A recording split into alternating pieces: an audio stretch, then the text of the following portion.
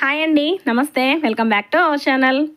ఎప్పుడు రెగ్యులర్గా చేసుకునే పాయసంలా కాకుండా ఇలా ఒకసారి కొత్తగా ట్రై చేయండి. పాయసం చాలా టేస్ట్గా బాగుంటుంది. నేను ఈరోజు సీతాఫలాలతో పాయసాన్ని ఎలా తయారు చేసుకోవాలో చూపించబోతున్నాను. ఈ కస్టర్డ్ యాపిల్తో పాయసాన్ని ఎలా ప్రిపేర్ చేసుకోవాలో ఈ వీడియోలో చూసేద్దాం పదండి. ముందుగా ఒక గిన్నెలోకి ఒక పావు కప్పు సగ్గుబియ్యం వేసుకొని వీటిని ఒకసారి కడిగేసుకుని కొద్దిగా నీళ్లు వేసుకుని నానబెట్టుకోవాలండి. నేను పెద్ద సగ్గుబియ్యాన్ని తీసుకున్నాను. ఇవి ఒక అరగంట పాటు నానితే సరిపోతాయి అన్నమాట. పక్కన పెట్టుకోవాలి. ఇప్పుడు సీతాఫలాలు ఒక 3 తీసుకున్నానండి. ఈ సీతాఫలాల్లో నుంచి గుజ్జును తీసుకుని ఆ గుజ్జులో నుంచి గింజల్ని పల్ప్ని సపరేట్ చేసుకోవాలి.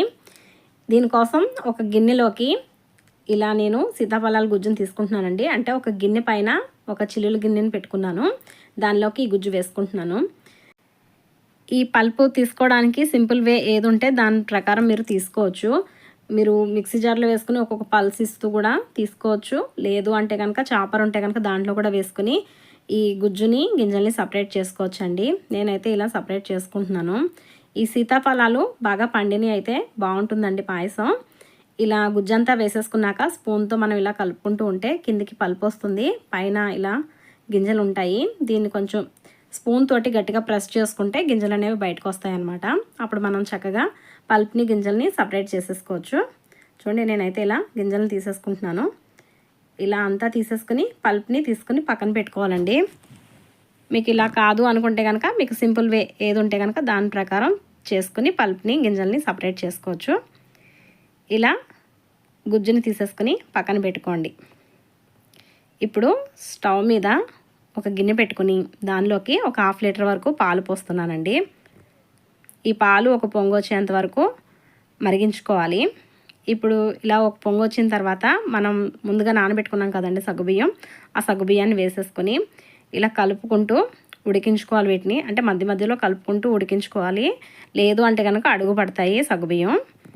మధ్య మధ్యలో కలుపుకుంటూ ఇవి చక్కగా ఉడికేంత వరకు ఉడికించుకోవాలి. మీకు ఉడికిన తర్వాత చూపిస్తున్నాను చూడండి. సగ్గుబియ్యం మనం వేసేటప్పుడు తెల్లగా ఉంటాయి. ఇలా ఉడికిన తర్వాత ఇలా ట్రాన్స్పరెంట్గా మారుతాయి అన్నమాట. అలా ట్రాన్స్పరెంట్గా అయ్యేంత వరకు ఉడికించుకొని మనం కలెక్ట్ చేసి పెట్టుకున్నాం కదా సీతాఫలాల గుజ్జు, ఆ గుజ్జుని ఇందులో వేసేసుకోవాలండి. ఇందులోకి నేను ఒక 2 టేబుల్ స్పూన్ల వరకు మిల్క్ పౌడర్ వేస్తున్నాను. ఈ మిల్క్ పౌడర్ వద్దు అనుకుంటే స్కిప్ చేయొచ్చు. మిల్క్ పౌడర్ వేయడం వల్ల మరి కొంచెం టేస్ట్ బాగుంటుంది, అలాగే చిక్కదనం కూడా వస్తుందండి.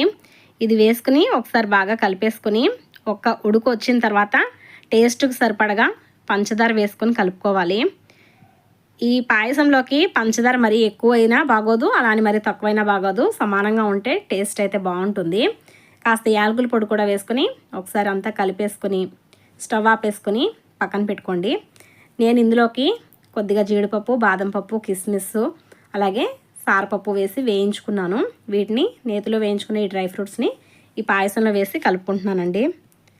అంతే, మన కస్టర్డ్ యాపిల్ పాయసం రెడీ అయిపోయింది. ఇది పూర్తిగా చల్లారిన తర్వాత ఫ్రిడ్జ్లో పెట్టుకుని సర్వ్ చేసుకుంటే పాయసం చాలా టేస్ట్గా బాగుంటుందండి. ఈ పాయసం దేవుడికి నైవేద్యంగా కూడా పెట్టుకోవచ్చు. ఎప్పుడూ ఒకేలా కాకుండా ఇలా డిఫరెంట్గా ఒకసారి ట్రై చేయండి. పాయసం టేస్ట్ అయితే ఎక్సలెంట్ ఉంటుంది. ఇది ఫ్రెండ్స్ ఈరోజు వీడియో. ఈ వీడియో మీకు నచ్చిందని అనుకుంటున్నాను. నచ్చితే ఒక లైక్ చేయండి. మరిన్ని ఇంట్రెస్టింగ్ రెసిపీస్ కోసం నా ఛానల్ని సబ్స్క్రైబ్ చేసుకోండి. మరొక మంచి వీడియోతో మీ ముందుంటాను. బాయ్.